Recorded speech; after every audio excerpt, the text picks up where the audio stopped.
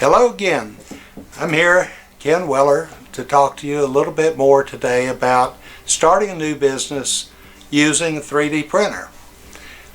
The series of videos that I'll be posting and coming out with here shortly will be taking you back to December of last year when I first came up with an idea to make a product and try to get it to a prototype stage. I found out early that I needed a 3D printer, or at least I wanted to try to see if I could make that part on a 3D printer. So I did purchase a 3D printer. This was my very first one, and I did print and make those parts.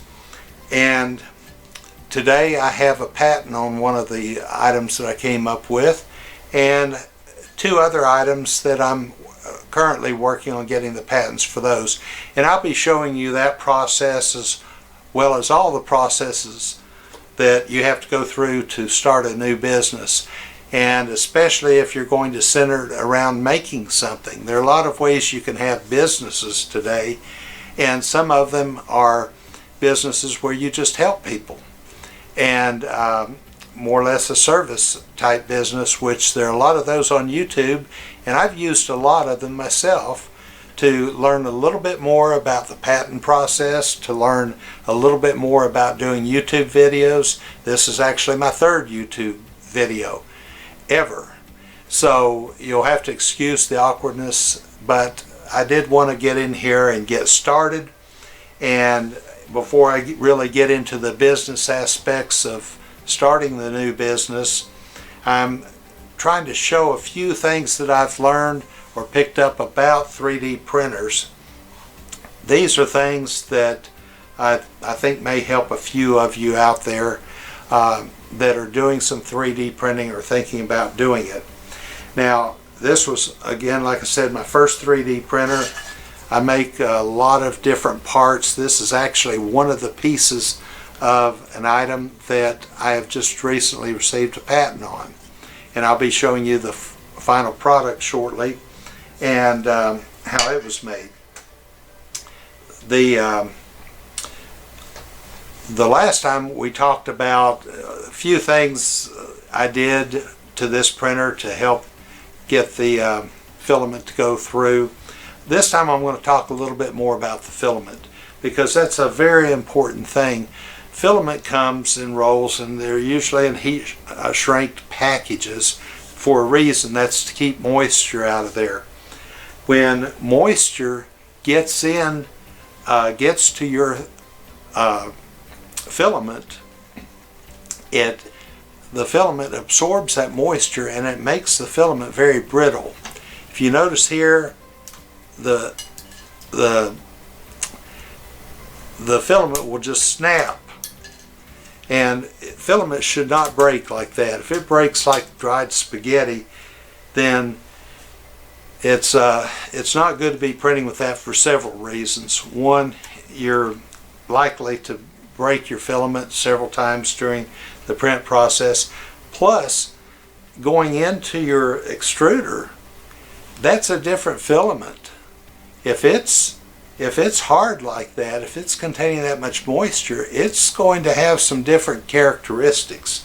So to be consistent in everything, when you finish printing, cut your filament and put your filament in a Ziploc bag. These are just large, oversized Ziploc bags I purchased at the grocery store, Walmart somewhere.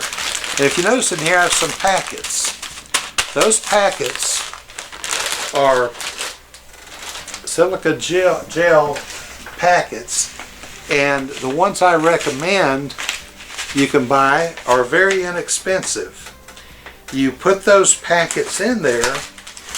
These are colored. If you can notice, they're orange little gel silica cells in there, and this will change color. As it absorbs moisture, the color will change from orange, I believe on this one, to green. So you always want to keep these in a sealed up, try to keep the air out of it and keep them sealed.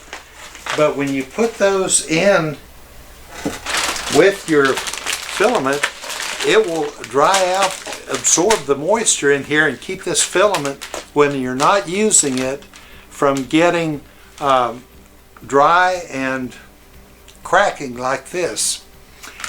Also, you'll be able to just look in here and see the color of it. And if it's starting to change color, you'll know that it's time to take them out and replace them. The good thing about these packets is that you don't throw them away. There's instructions on the back showing you how you can put them in an oven or in a microwave. And in the microwave, I believe it's only for about 7 minutes on a defrost cycle to rejuvenate them, and they'll go from green back to orange, and then they'll be ready to reuse. So that's a real good way to go, because it gives you a gauge to show you if it's working, how well it's working, and so forth, and they're reusable. So that's one of the tips that I have that I wanted to give to you today.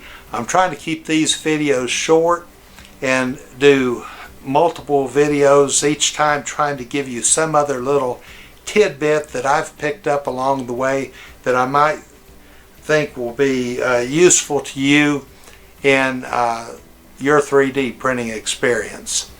So until the next video, I hope you'll keep watching. If you like these videos, subscribe, and we'll keep them coming, showing you the printers in operation soon, and also telling you a little bit more about starting a business using the 3D printer as your prototype machine. Thank you for watching, and we'll look forward to seeing you soon. Please remember to subscribe, and we'll keep this going till the next time. Thank you. Bye.